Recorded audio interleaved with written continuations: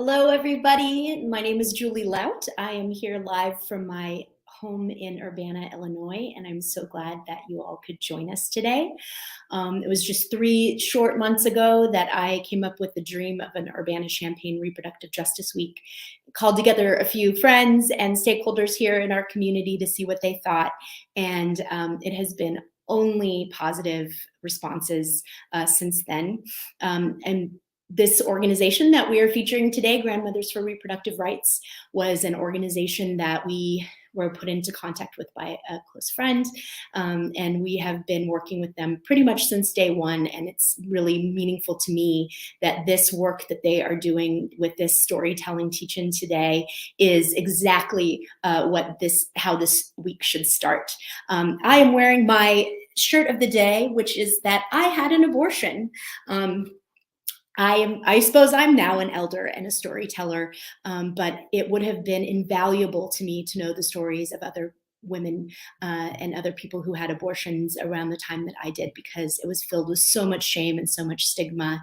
And it feels amazing to be able to share that story and let that go and be in community with people.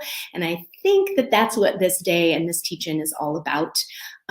So we were hoping that Kate and Elaine would be able to be in person with us this week, as life sometimes does to us, and we've all learned very keenly in the past 3 years that didn't quite work out. But they are still thankfully able to join us virtually today, and I am so excited to welcome them here all the way from Maine to lead us in this storytelling opportunity. So I hope that you enjoy this first event of our Reproductive Justice Week, and I hope to see you all again soon. So I'm going to hand it over to Kate and Elaine to get us started on today's teach-in. Hey guys! Hi. Hi, Julie. Hi, we're so excited to be here. Welcome, everyone. I'm Kate Vaughn. I use she and her pronouns, and I am the national grassroots organizer with Grandmothers for Reproductive Rights. And this is my colleague, Elaine, who's going to introduce herself and introduce a little bit about Grandmothers for Reproductive Rights, or GRR, before we jump into our teach-in. Thanks. So I am Elaine Richard. I am the education coordinator for GRR, and we are so glad to be here today with you guys. We do wish it was in person, but life throws screwballs sometimes at you, and this is what we're doing. So I want to tell you a little bit about GRR and a little bit about the programs that we're doing and what we're doing today.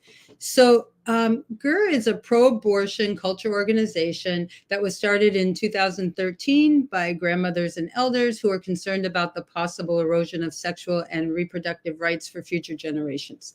So we started by telling stories in colleges and to really anyone who would listen to us about what life was like before Roe, with the hopes that that would not return.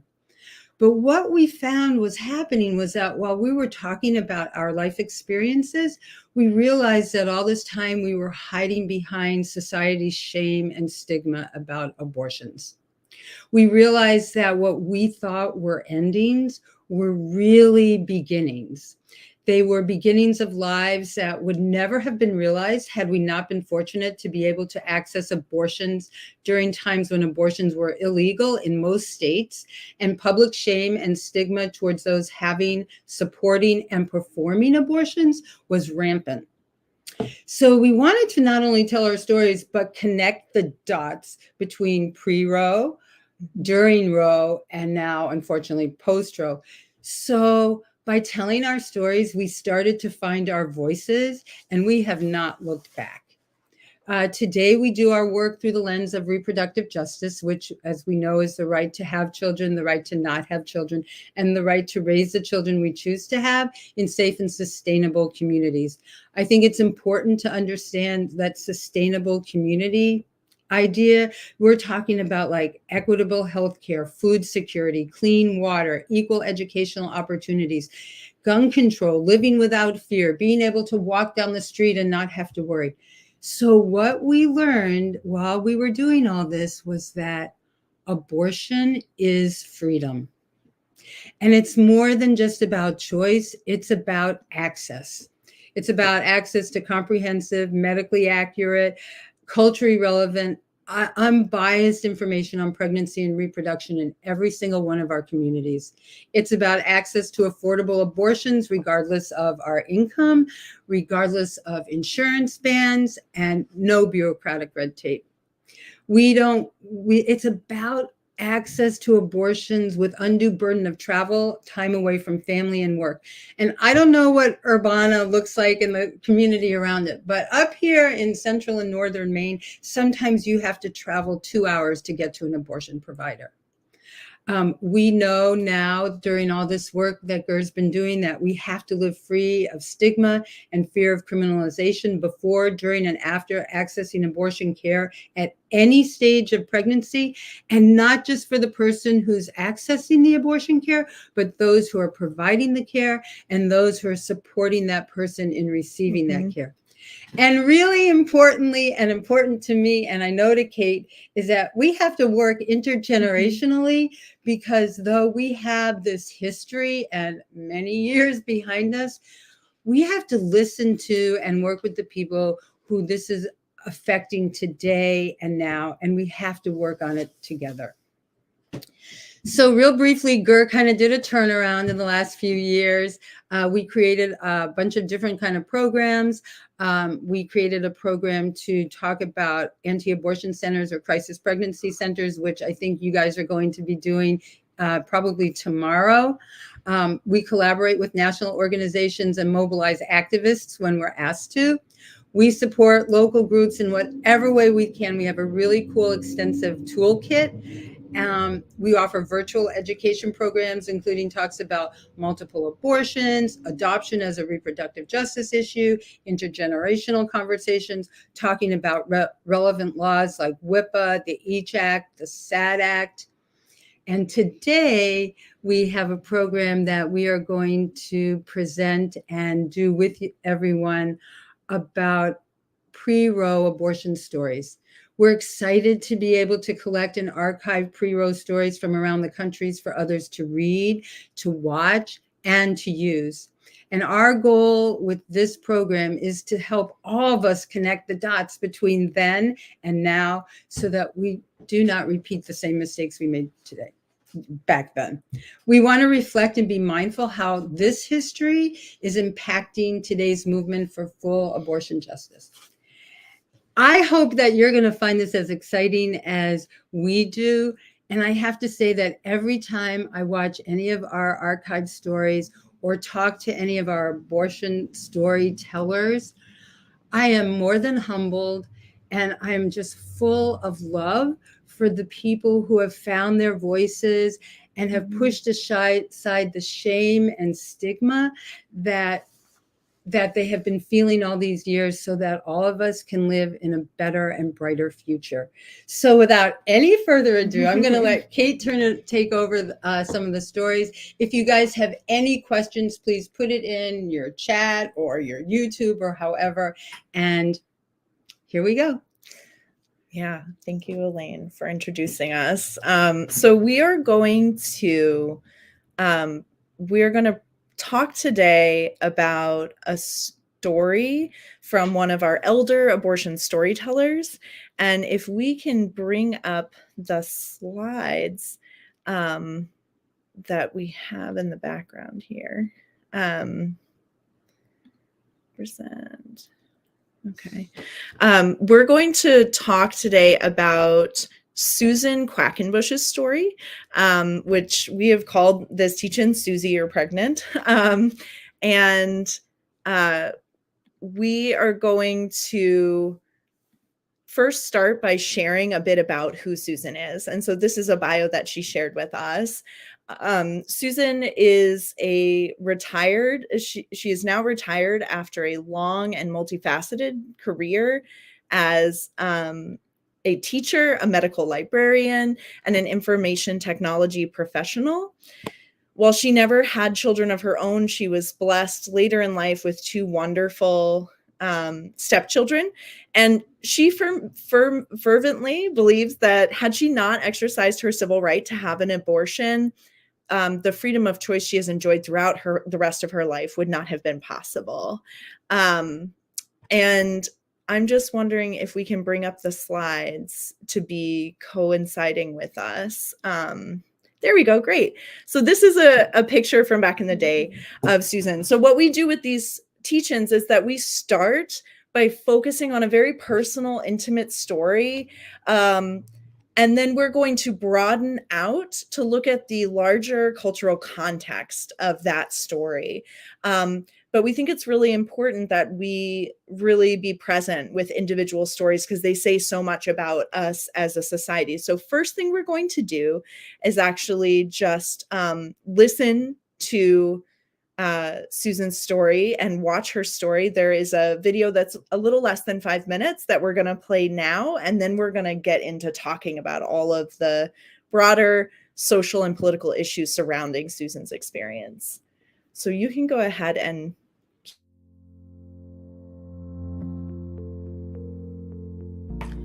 My name is Susan Quackenbush. In June of 1969, I had an illegal abortion. I was 22 years old, recently graduated from college, when my family doctor said to me, "Susie, you're pregnant." His words placed all the plans I'd made in jeopardy. My dreamed of country wedding in a few months, my first job teaching in the fall to support both my future husband and myself, and the tiny apartment we had leased that wouldn't allow children. But what terrified me most was the shame my parents would have to bear. In the small Michigan town where I grew up, people gossiped about girls who got pregnant out of wedlock. In the face of all this, I decided, and my fiance agreed, that getting an abortion was best for us. But how? Neither of us knew of anyone who had had or would be willing to admit they'd had one. The only person we could think might be able to help was a young gynecologist at the University of Michigan, where we attended, who had given a presentation recently about the safety of a relatively new contraceptive known as the pill. Mostly married or soon-to-be married couples attended because until 1972, the pill could only be prescribed for married women. My fiance called the doctor, who agreed to meet with us. After I explained why I needed to have an abortion, he gave us a phone number of someone to call who might be able to help. At no time did he say the word abortion. I now know that the person we called was a member of the Clergy Consultation Service, a group who referred women to licensed physicians for safe abortions. An appointment was scheduled with a doctor in Chicago. The cost would be $1,000. Remembering this most pivotal day of my life is for me like watching a movie. After a 3-hour drive, we met a man, our contact, and another couple at a restaurant on the outskirts of downtown Chicago. He drove us on a circuitous route to throw off anyone who might be following us. We finally turned into an alley and stopped at the back of a building. After a ride up in a cramped elevator, we entered a hallway, walked to a door, and rang a bell. A woman opened us and motioned us in. We entered a large living room of an apartment.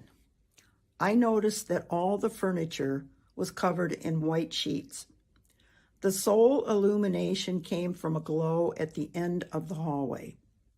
My fiance handed over the cash, which we'd planned to use for our honeymoon. Then I followed the woman to a room at the end, where I removed my skirt and panties and covered up with a sheet. There was a knock, and a middle-aged black man with a mustache entered. He treated me with the utmost professionalism and care. I was awake throughout the whole procedure. It seemed to take forever. A lot of scraping and pressure, but no pain. Many years later, I discovered that my physician was Dr. Theodore Roosevelt Howard, a well-known civil rights activist who believed that a woman's right to choose was as much a civil right as any other. I am and will continue to be forever grateful to him. I pray that women everywhere may have the right to safe, accessible, and legal abortions. Freedom of choice for all.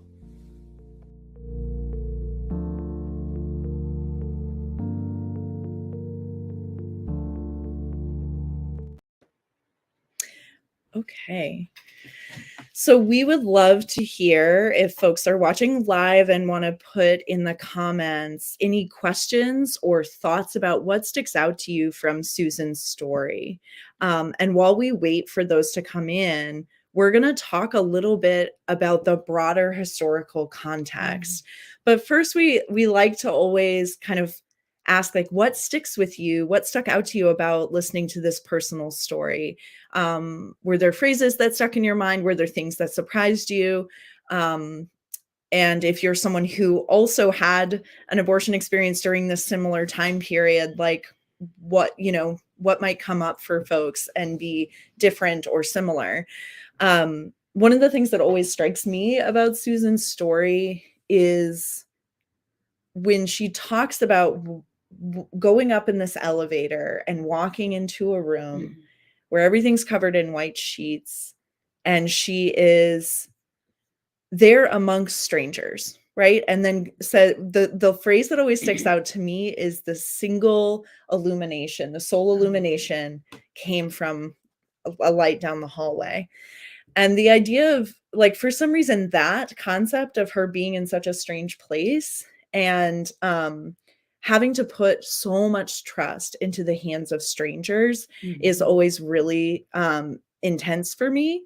And so I think a lot about one of the common threads through a lot of the elder abortion stories that Elaine and I have worked with is this sense of placing one's fate and life really in the hands of strangers, and like how scary that is and how visceral that feeling of fear is. And so that's one of the things that sticks with me, but I'm curious what sticks with you. Well, and I think too, compared to some of the other stories that we've heard or have read about, she had someone she could talk to about it with, and she didn't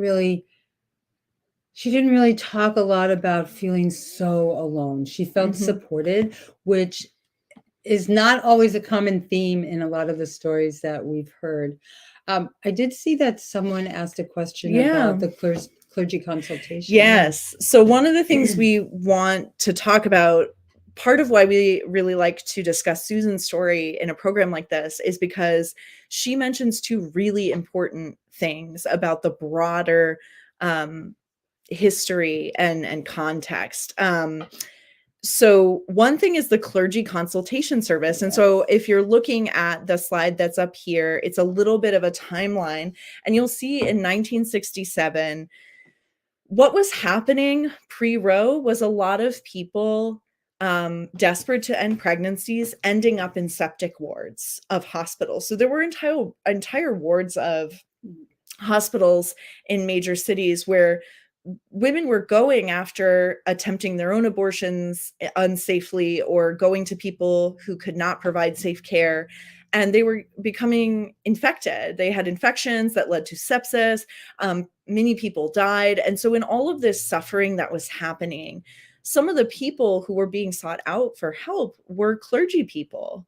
And so some Protestant and Jewish religious leaders, originally in New York City, and then groups broke out and popped up in other places, they began offering counseling and referral. So what they were doing was, trying to respond to the human rights and humanitarian crisis of women in their own congregations and saying, we're going to find safe providers of abortion care, and we're going to make safe referrals.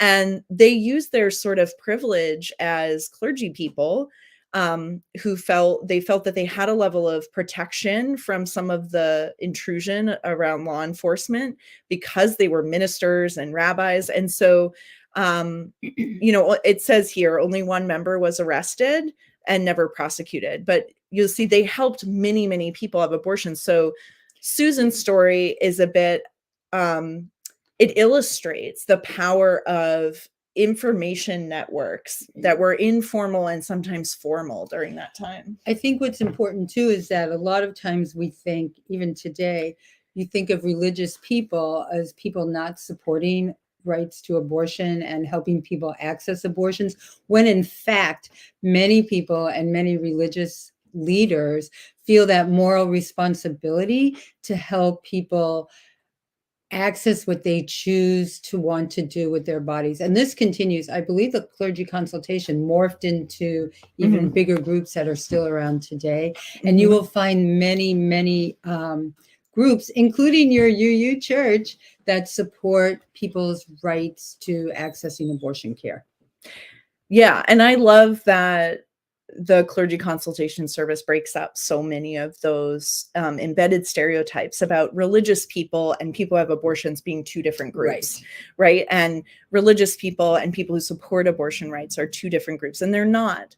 Many people support the right to access abortion freely as a part of their faith, right? And we know that the UU Church has really embraced this as one of the principles of their faith. And so I want to lift up a couple comments from people who are with us today. One person had said, wow, she, being Susan, was so brave to have an abortion and put out so much vulnerability on strangers, on random people that could have turned deadly. And so, yes, absolutely. That sense of vulnerability is something that we never want anyone to feel when seeking healthcare. Right. And the fact that so many people had to take that risk. And as Elaine had mentioned, Susan had the support of her fiance, soon to be her husband. She had she had money that she had been able to save. She had access, because she was a college student, she had access to someone who could connect her to the clergy consultation service. And that meant she got to see a real doctor for her procedure who actually knew how to perform abortion safely. So thinking about how scared she was, and yet the multiple layers of sort of privilege that she had in that situation, think of someone with far less resources to have to place their faith in the hands of a stranger. That was the case for many, many, many people. Yeah, and I see too, someone made a comment about the expense. And yes, $1,000 and $1,000 is a lot of money back then. And I think if you it's over $8,000 in today's. Yeah, we did the conversion. Like, wow. The conversion of $1,000 in 1969 is over $8,200 today. So thinking about how much money that is, and the cost of the typical cost of a first trimester abortion in the United States today is around $500. And while that may not seem like a ton of money to some folks, that it's actually the case from our federal treasury lets us know that most Americans cannot afford a $400 surprise expense without having to borrow money or sell something that they own. So every time someone is in need of abortion care, there is a very high chance that they need financial support with that care. I want to lift up that we learned that we're getting info that Planned Parenthood in Champaign, their first trimester in clinic procedures start around $350, which is, better than $500, and still for a lot of folks, disproportionately, people are low income who are having abortions in this country. So it's still a lot of money. But you even think about kids who are seeking abortion care, you who mean have like teenagers, who are probably not working and having to scrape together. And we know that the more you have to, longer it takes you to scrape together, then chances are the costs are going to be even higher as you have to wait. Yes. And I want to also lift up one of our other storytellers from GERS Abortion Storytelling Program is watching today. And so I want to lift up what she shared about her 1969 abortion. So also still pre-Roe, sharing that the process was incredibly secretive and that she was pulled off the street, shoved into a car, blindfolded, and that the procedure took place on some woman's kitchen table. And so I want to just underscore that just like today, abortion experiences are not a monolith. So not all pre-Roe abortions were unsafe or traumatic, but they all came with that sort of veil of secrecy and of having fear about breaking the law. But for some people, they were really unsafe situations and people were exploited and taken advantage of and definitely traumatized through those experiences. And so that is also that variation of experience people have around abortion continues even during the Roe period, but now post Dobbs, it's very different for someone like me in Maine to try to seek abortion care than someone in Texas, right? I don't have to operate in secrecy here. I have substantial laws and protections, whereas there are many, it's roughly 40 million women of reproductive age in the US who now in a post-Dobbs world are living in a state that is hostile to abortion rights. Yeah, I was going to say, and even in a state like Maine, where we are lucky and protected by a lot of our laws, there's still secrecy. I remember a couple of years ago, I was helping drive women to abortions who did not have access to transportation. And we had to be very careful because some of these people were living in situations where it still had to be a secret event. And sometimes those abortions did not take place if we could not guarantee secrecy and safety because of that secrecy. So that's a dot that seems to have followed all the way through, that we've had to be secret, that we've had to look over our shoulders to make sure we're safe, and it's still happening. Yeah, and certainly we like to connect the dots between what is the same from Susan's story to people seeking abortion care today in the United States. One thread through all of this is criminalization, the fear of being arrested and charged with a crime for trying to fulfill a reproductive decision. And so certainly everyone, when abortion is criminalized, everyone is harmed in some way, but some groups of people are harmed the worst, who really carry the brunt of criminalization and surveillance. And those people are the same groups of people as they were in 1969 to today. It is Black, Brown, and Indigenous communities are more likely to be heavily surveilled and more likely to be criminalized. That was true in 1969, that it was harder for women of color and poor folks to get abortions safely. And so part of what we talk about with the archive of elder abortion stories we're building is that there's a reason why right now all of the stories in our archive are from white women, most of whom had education, college level education. And that's because that's often who was able to get a safe, though illegal, abortion and survive. Something about the clergy consultation service that's important is that Susan went to Chicago for her abortion from Michigan, and the clergy consultation service was also it started in New York, but it was a network that worked across the country. And once they started helping people in other states come to New York in 1970, New York legalized abortion. So people who could travel and had money to travel started going to get legal abortions in places like New York or California. And so the people who were left in Chicago seeking illegal abortions, if we remember the Jane Collective, right, a collective of feminists, activists basically, who got together and made referrals, and eventually they learned how to perform abortions safely. In the documentary that recently came out about the Janes, they talk about how the clergy consultation service was really for people who had the money to travel, and those who didn't have those resources stayed put. And so when people started going to New York who had money, the people who were coming through the Jane Collective, which was a secretive collective, right? That demographic completely changed to be just Black and brown folks and so it tells us something too about how racism and classism pair up to keep poor Black and brown women very vulnerable when we restrict abortion. They're the hardest hit folks. I was going to just say something about the Janes, because I love that group. And there are many people who are active in GER who were part of the Janes, but the Janes it was a true grassroots kind of movement, because the people who were part of the Janes learned how to do the abortions so that people didn't have to take the risk of not knowing where they were going.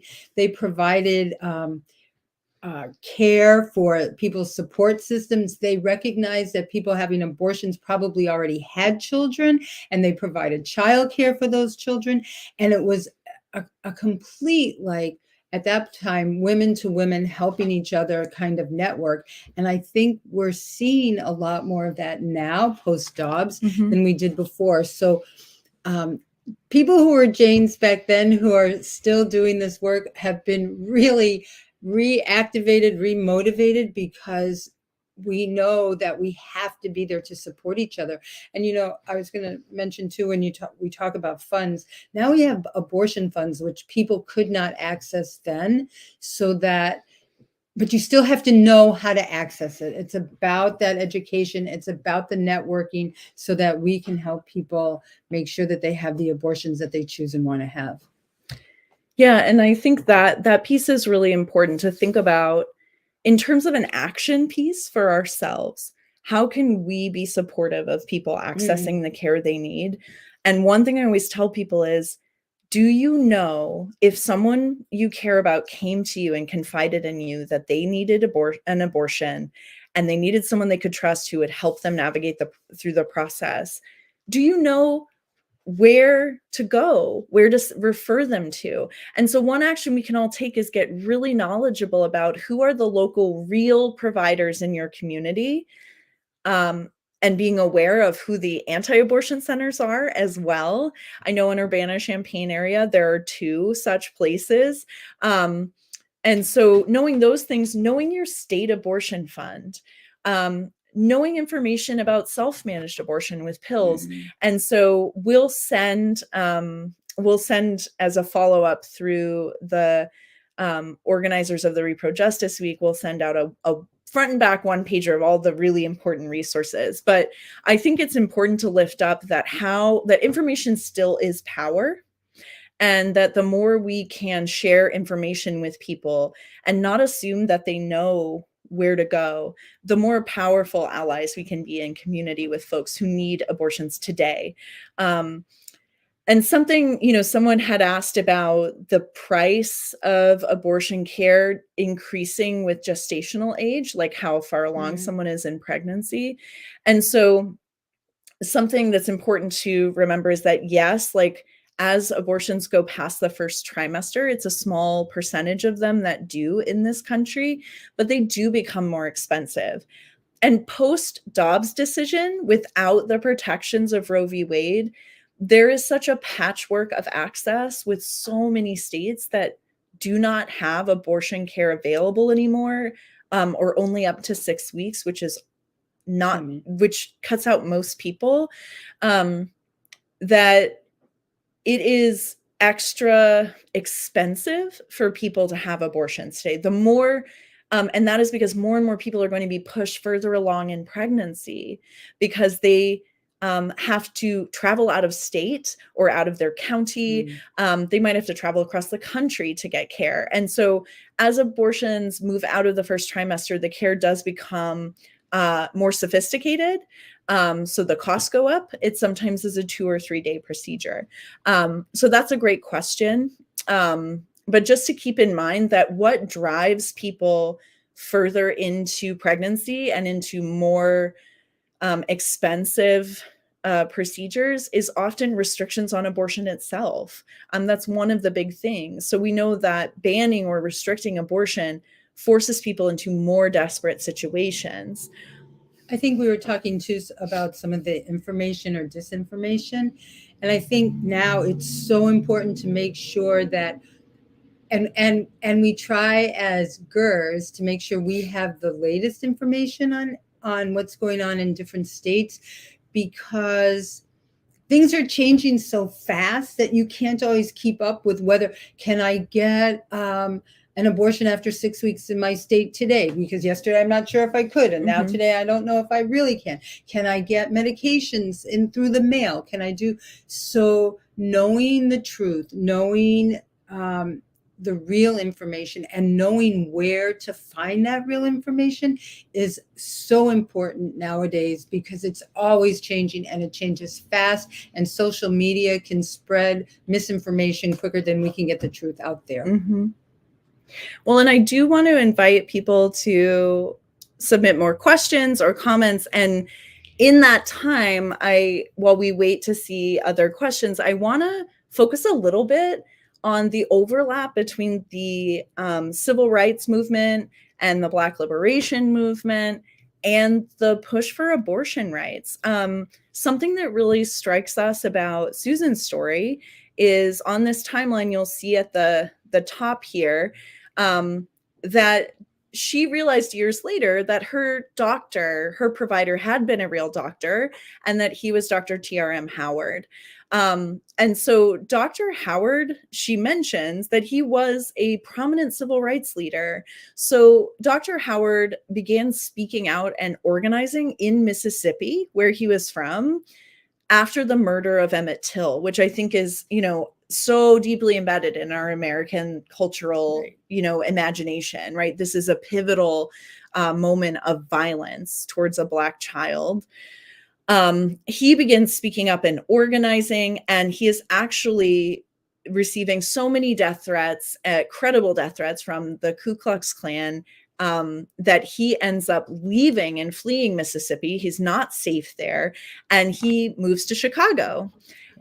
He is a surgeon, and what he starts doing in the mid-60s is performing illegal abortions that are safe for people in Chicago. And you'll see here that he was arrested a couple times, but never charged. And that seems to be kind of a theme for a lot of providers, safe providers at this time, that they were, using whatever status and privilege they had, and even as a Black provider, to be able to use his status as a doctor and as a civil rights leader to make claims that abortions should be accessible to people, and that the things he was really worried about were the injustices of poverty, of unsafe living conditions, of racism and racist violence, that he believed those are the things that are harming Black communities and other communities.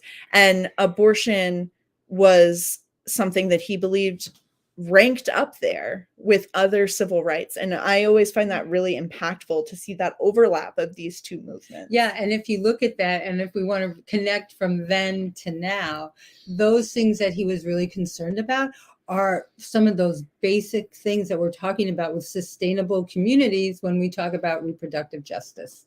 So he was living what we are trying to work through today. Yes. And I see that someone watching says there's an elementary school in Champaign named for him, Dr. Howard Elementary. And my guess is that that elementary school is named for his work as a civil rights leader, and probably not best known for being an abortion provider. I want to draw folks' attention to this, cover of Jet magazine. You'll note that it's March 22nd, 1973. So Roe v. Wade is decided favorably. in January of 1973. So a couple months later, this magazine, Jet Magazine, is of course a Black magazine with a largely Black readership. And it comes out with a picture here of Dr. Howard. And we assume this is staged, that he is staging a setup of providing an abortion. And you'll notice that the headline is "Legal Abortion. Is it genocide or blessing in disguise?" So that is like such a provocative and intense headline. And I think what it does is bring out that complexity of being a Black abortion care provider that still, I believe, persists today. So we know that there are certain strains of Black nationalism where there was a real emphasis on Black women having more Black children, and that it was the duty of Black women to grow the Black population. And so to be a Black abortion care provider who says this is an important civil right for all women, saying things like, it's really poverty that's murder. It's really all of, racism, structural racism that is killing people. That really bumps up against some of that historical Black nationalist rhetoric. And so it's not surprising to me to find this magazine cover coming out where they're kind of taking abortion and putting it up against this question about genocide. And what's important to know is that this persists today in the rhetoric of anti-abortion advocates. They continue to, anti-abortion advocates and the anti-abortion movement broadly continue to make comparisons that are very reductive between abortion and attempts at genocide. And folks may remember in the, I want to say late 90s, early 2000s, there was a lot of billboards, a billboard campaign targeting Black areas, mostly in Georgia, from an anti-abortion organization. And these billboards said, the most dangerous place for a Black child is the womb, right?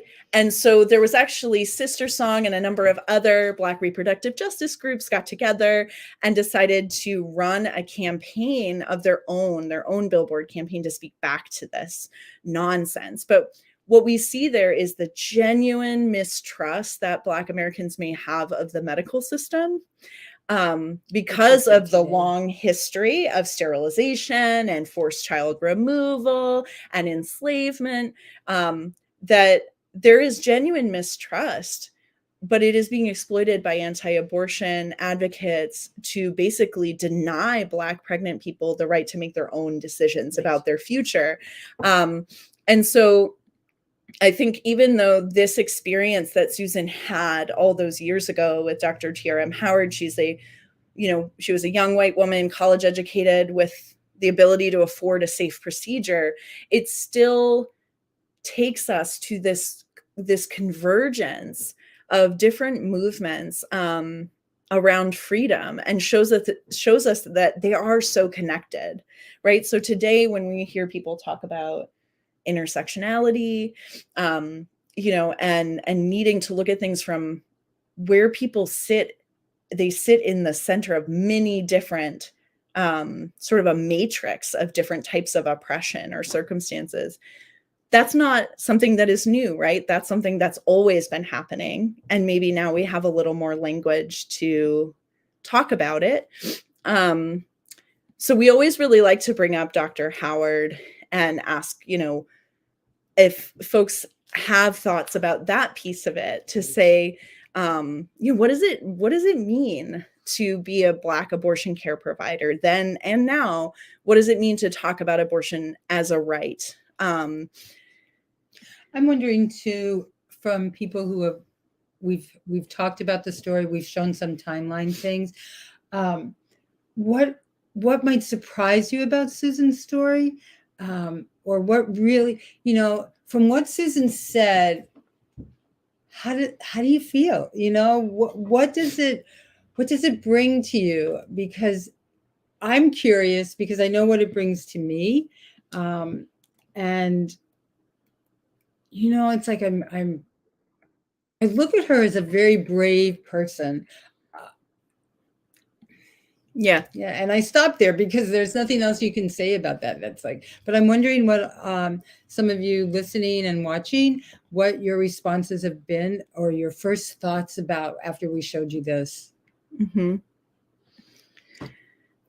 And we'll wait to see if more of those come in. And while we do that, I think the other thing we like to pull out of this story that is sometimes overlooked is Susan talks about how they knew an OBGYN that they could be in touch with because they had just been to a lecture for married and engaged to be married couples at their university. And they were talking about the pill. So it's important to also have the conversation about birth control and access to it. And that access to birth control was limited to married couples in this country until the 1972 Eisenhard v. Baird Supreme Court decision. And then it was opened up to people who were not married. And you know, I think it's funny in my growing up years and when this would affect me, we really trusted the Supreme Court and the Constitution to protect our rights and our ability to access what we knew that we needed for ourselves and our family. And now for me, that dot is not connected anymore. And I think we need to look at other ways to protect ourselves besides just through the court system, because you can't trust that, especially in where you live, according to your race, according to just everything. So I think though we relied a lot on these court cases from Griswold, we have the Eisenstadt, and then we have Roe, we now have dogs. And that to me has erased all that trust that we put in there, and we have to shift and learn other ways to guarantee those rights. Mm-hmm. And I want to, in closing, we want to encourage folks, and if we can pull up the slide that the screen I'm sharing, there we go.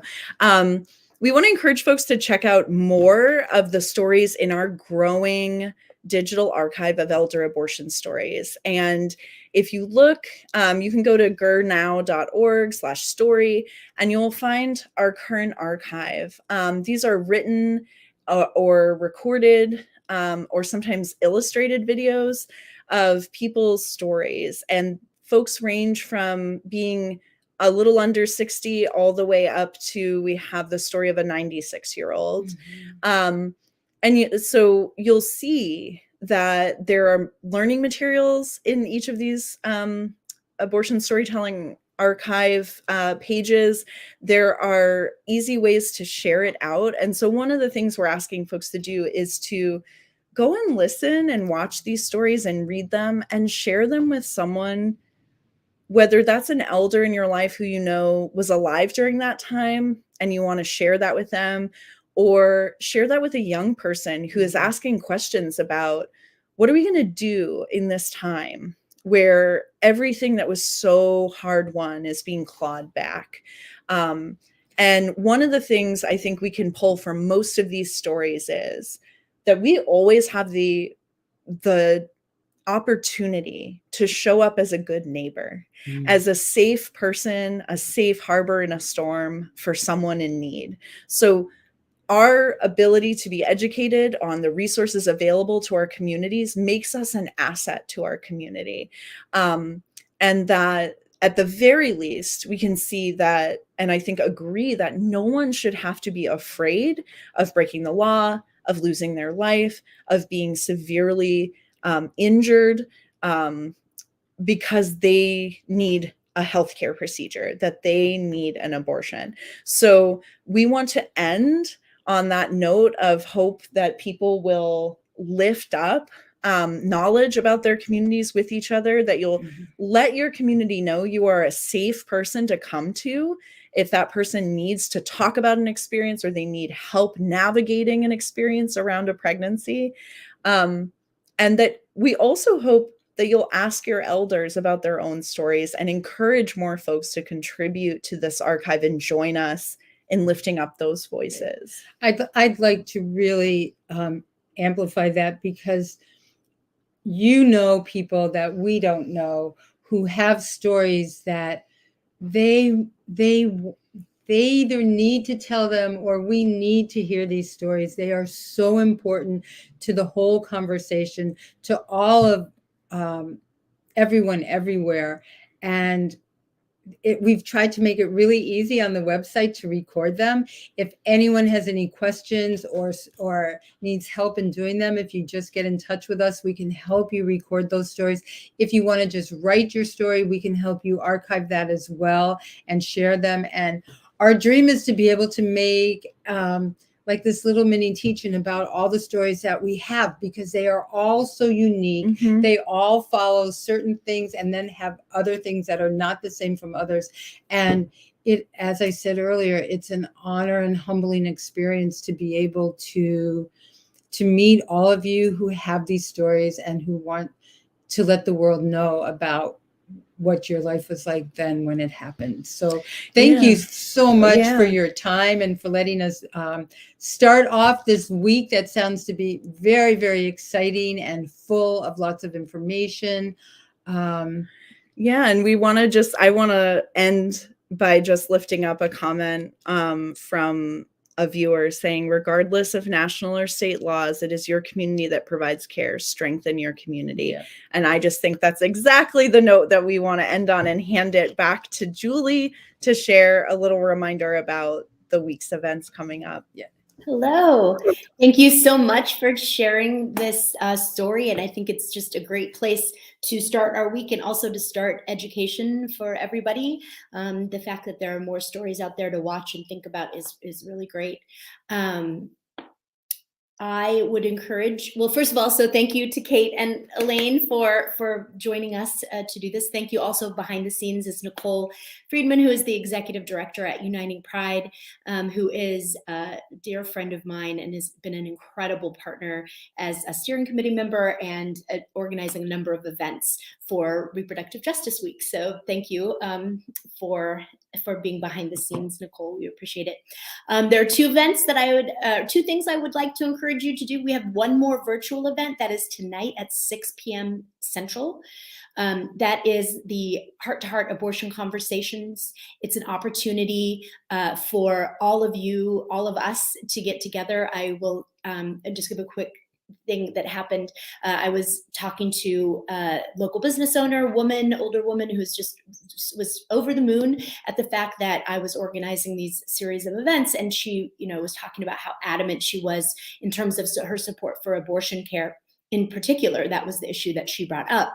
And as our conversation went on, she said, "Except when." And I think that is like the perfect space, that liminal space between I support abortion rights, except when, because that's a majority of Americans.